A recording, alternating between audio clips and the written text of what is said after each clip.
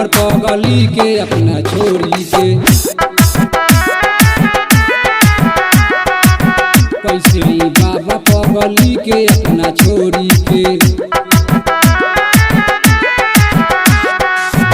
भाड़ा भाके ओकर रख देलस गोर तोरी के। भाड़ा भाके ओकर रख देलस गोर तोरी के।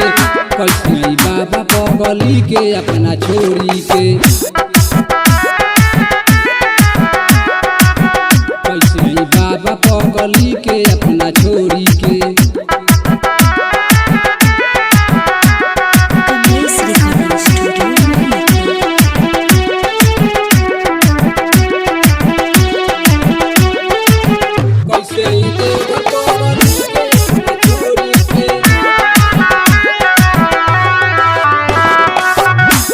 के लोग हमनी के राह रोकेला, हमनी के मिलल जुलल मुश्किल करेला।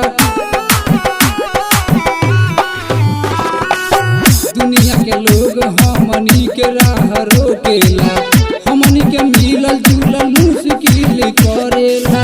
कृपा करी नीलकंठ अपने ओरी से। कृपा करी नीलकंठ अपने ओरी से। कैसे आई देवघर पगली के अपना छोरी के। कैसे आई देवघर पगली के अपना छोरी के।